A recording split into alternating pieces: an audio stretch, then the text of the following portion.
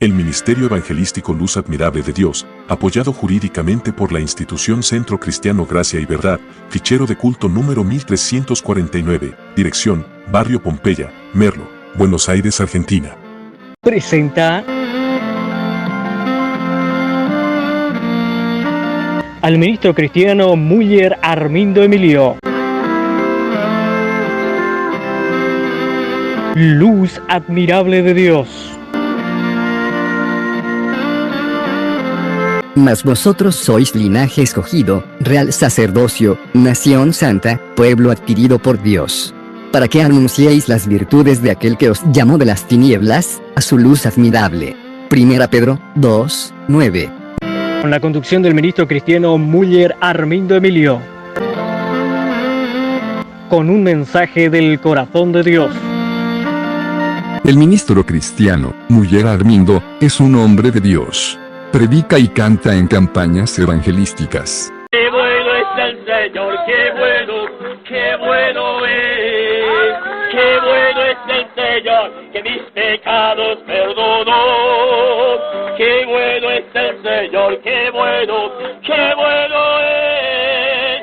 Que con su Santo Espíritu me bautizó. Enseña la palabra de Dios, en sesiones y conferencias. Enseña teología de fe como dice en la primera carta a Timoteo, 4, 6 al 16. Temas actualizados proféticamente. Nueva excepción de personas, llevando a pequeño, rico, pobre. Todos tenemos la obligación y la necesidad y el derecho de buscar a Dios para que Él nos pueda justificar por su palabra y la obra redentora, la cruz del Calvario. Homilética y hermenéutica, como componer y exponer la palabra de Dios. En Salmo 119, 130 dice, la exposición de tus palabras alumbra, hace entender a los simples. Con todos ustedes, Müller Armindo Emilio. Muy buena noche, la paz del Señor a todos los oyentes y al pastor Walter y familia y congregación. Bendiciones aquí desde la provincia de Misiones, la ciudad de Oberá. Estamos nuevamente conectados para un nuevo mensaje de parte del corazón de Dios para toda la audiencia. Y en esta vez quiero tomar un pasaje que el Señor puso en mi corazón, que encontramos en el libro de los Hechos, capítulo 11, versículo 26.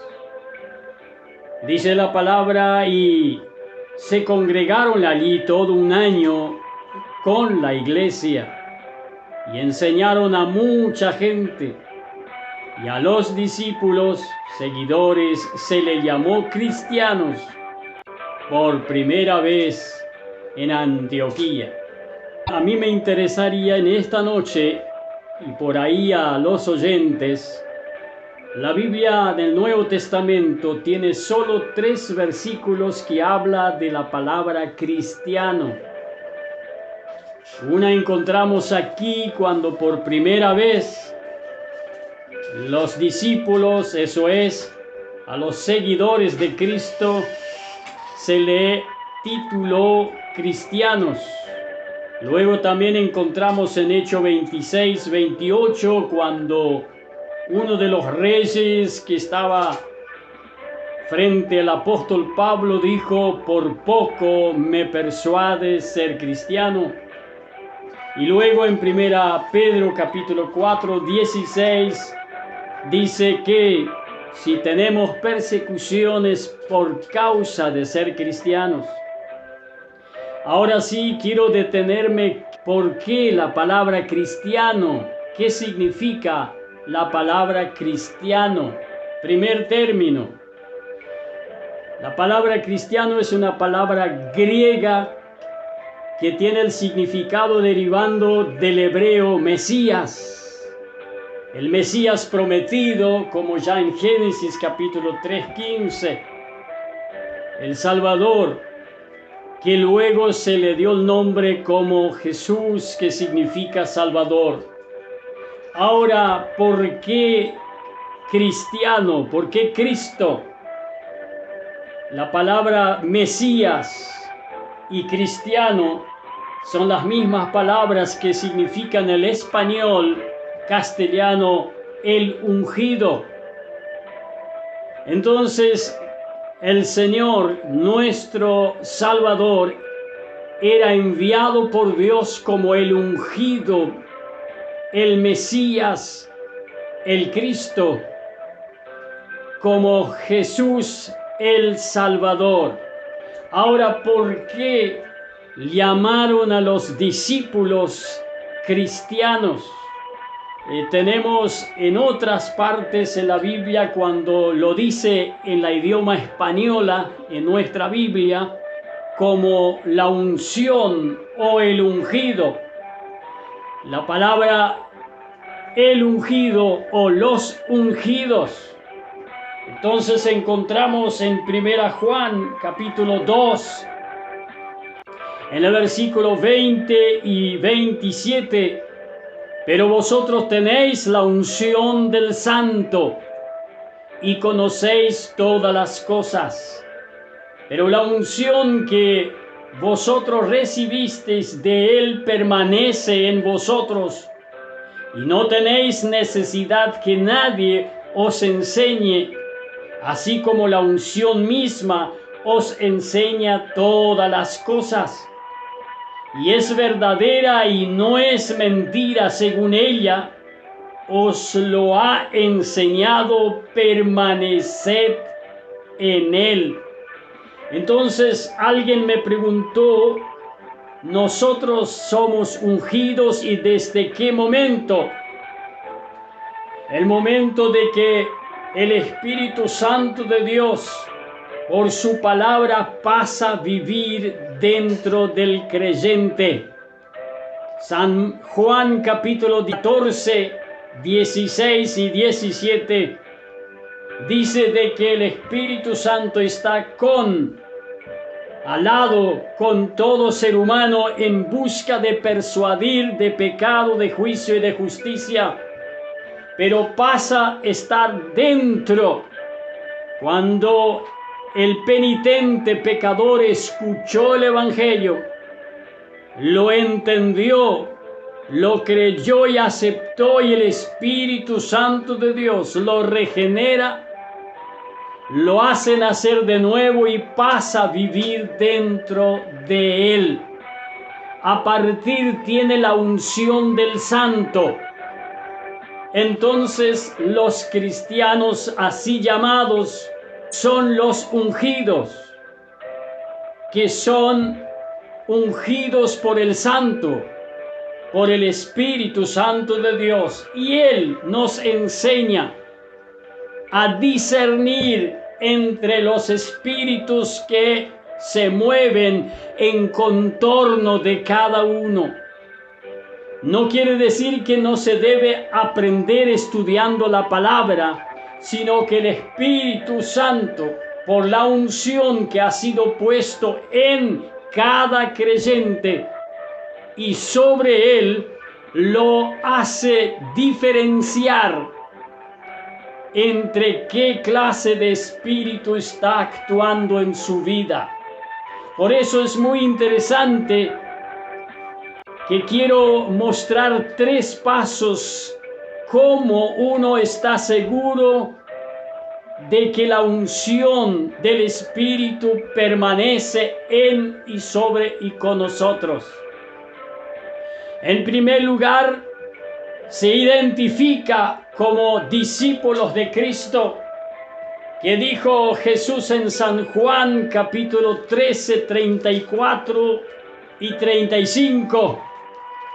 Leemos la palabra y dice: un mandamiento nuevo os doy, que os améis unos a otros como yo os he amado, que también os améis unos a otros. En esto conocerán todos que sois mis discípulos, si tuviereis amor los unos con los otros. Y segundo Timoteo capítulo 1, 7 dice que no hemos recibido espíritu de cobardía, sino de poder, de amor y dominio propio. Y quisiera detenerme ahí un poquito, ¿qué es la definitiva? Ese amor que tanto se habla en la iglesia y en el mundo.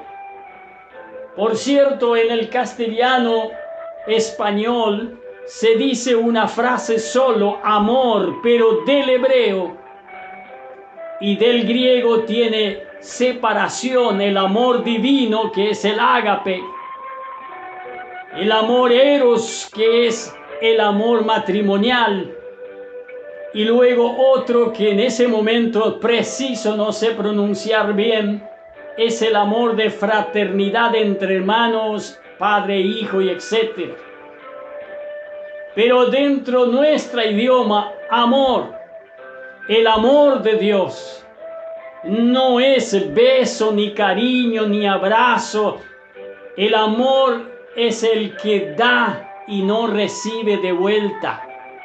Dios lo comprobó en la cruz cuando Él dijo: de tal manera amó Dios al mundo, que ha dado a su único Hijo para que Él muera en lugar de la humanidad, para que todo aquel que en Él crea no se pierda, mas tenga vida eterna. Ahora, ¿cómo tenemos nosotros ese amor?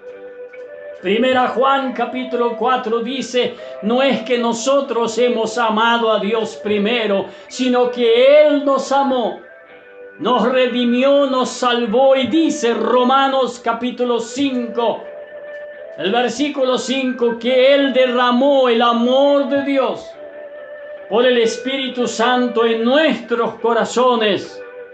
¿Para qué?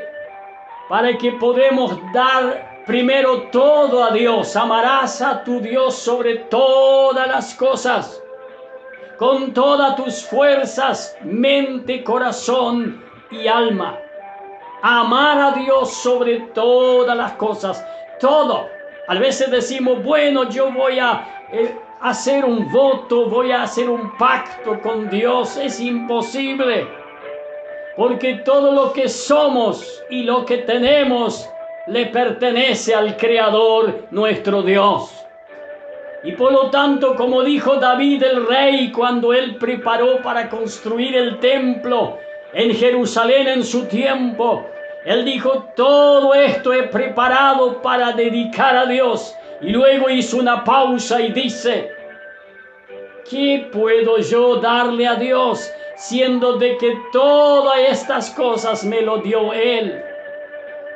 Entonces ahí, 2 Corintios capítulo 8, habla el apóstol Pablo a la iglesia y dice que este pueblo de un principio era muy pobre materialmente y que ellos le pidieron que ellos también pudiesen colaborar con sus dádivas, pero primero ellos se dieron a sí mismos todo a Dios, para luego dar para beneficio de los otros.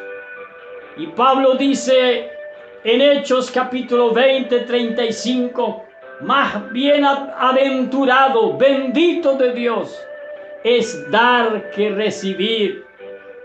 Y en 2 Corintios capítulo 12 él dice de que él prefiere dar más y recibir menos, gastarse todo para los demás, siendo amado poco y amar mucho a los demás.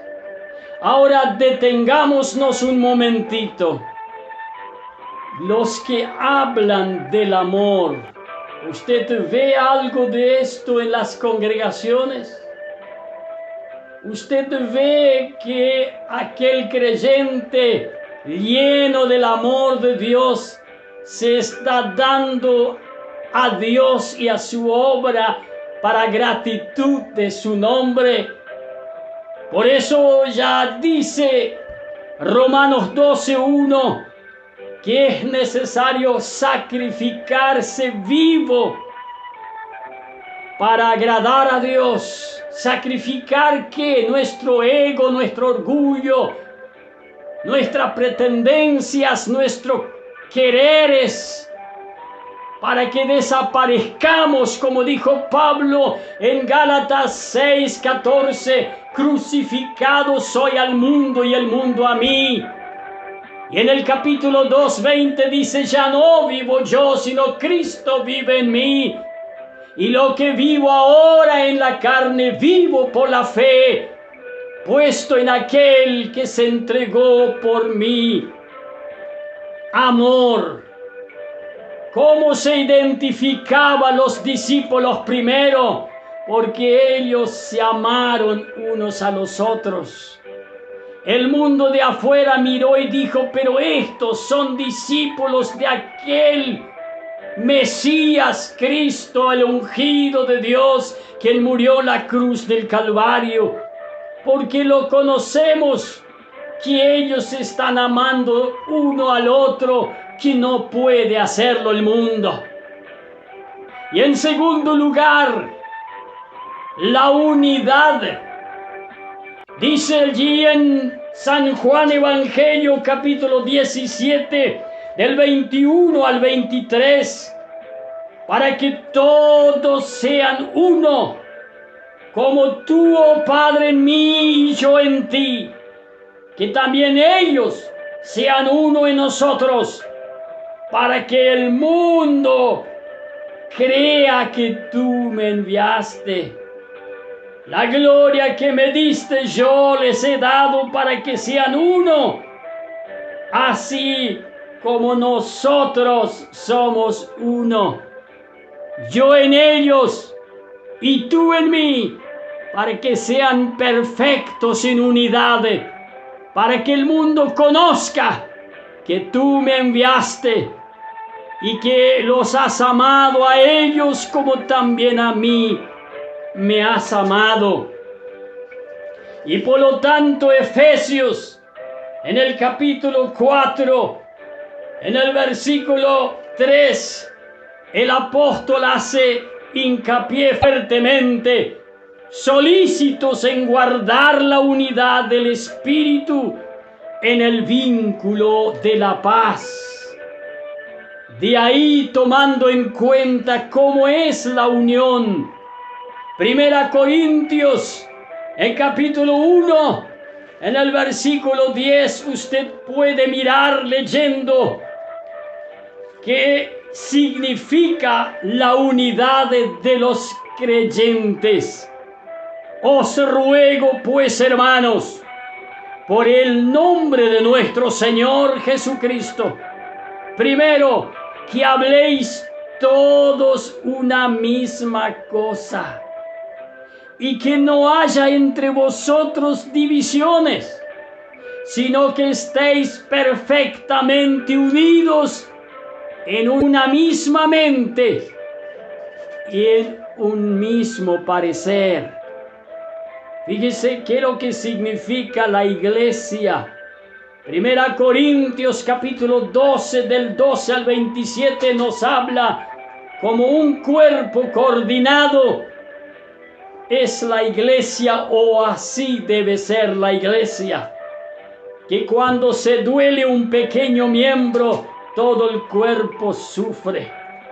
Es necesario la unión de la iglesia para que el mundo reconozca que son diferentes que el mundo. En San Mateo 18, 19 dice, donde dos se ponen de acuerdo pidiendo cualquier cosa a Dios, Dios lo concedería. Y no olvidando aquel salmo más conocido de la Biblia, que todo pastor lee, el Salmo 133 del 1 al 3, cuando habla de la armonía, que ahí promete Dios bendición y vida eterna. Y en tercer lugar, ¿cómo son conocidos los discípulos del Señor, los ungidos del Señor? Porque no practican pecados de muerte. Fíjese lo que hoy está ocurriendo en las denominaciones eclesiásticas, que hay desde adulterio hasta más. Danzan, gritan, profetizan, saltan, pero no hay amor, no hay unión. Practican pecado de muerte. Y dice 1 Juan capítulo 3 versículo 8, el que practica el pecado es del diablo, porque el diablo peca desde el principio. Para esto apareció el Hijo de Dios, para deshacer las obras del diablo. Todo aquel que es nacido de Dios, el ungido de Dios, un seguidor de Cristo Jesús, el Mesías, el ungido, no practica el pecado, porque la simiente de Dios permanece en él y no puede pecar, porque es nacido de Dios. Y ahí entonces, en esto se manifiestan los hijos de Dios y los hijos del diablo. Todo aquel que no hace justicia y que no ama a su hermano, no es de Dios. Entonces, mis estimados, aquella palabra bendita, y terminamos ya. ¿Cómo se puede identificar? 1 Juan capítulo 5, el versículo 14 al 17 registra un hecho importantísimo. Y dice, esta es la confianza que tenemos en Él, que si pedimos alguna cosa conforme a su voluntad, Él nos oye. Y si sabemos que Él nos oye en cualquier cosa que pedimos, sabemos que tenemos las peticiones que hayamos hecho. Pero si alguno viere a su hermano cometer pecado que no sea de muerte, pedirá a Dios y le dará vida. Esto es para los que cometen pecado que no sea de muerte. Hay pecados de muerte, por el cual yo no digo que pida, porque toda injusticia es pecado, pero hay pecado no de muerte. Entonces, ¿qué hay con el pecado de muerte? Toda injusticia premeditada lleva a la muerte espiritual. ¿Cómo serán salvos estos? Confesando sus pecados, arrepentidos y apartándose de ellos, y volviendo a la luz divina de Dios. Y por último, ¿cómo puedo sentirme como ungido de Dios? Primero, dijimos, ama a Dios sobre todas las cosas. Segundo, rechaza el pecado. Y tercero, quiere hablar de su Salvador. Que Dios nos ayude a entender su palabra. ¿Por qué somos cristianos? ¿Por qué somos hijos de Dios? Somos los ungidos y debemos honrar la posición de la redención, de la unción del Espíritu Santo. Que Dios lo bendiga. Que el amor de Dios y la gracia de nuestro Señor Jesucristo y la comunión del Espíritu Santo sean con todos vosotros hoy y siempre. Amén.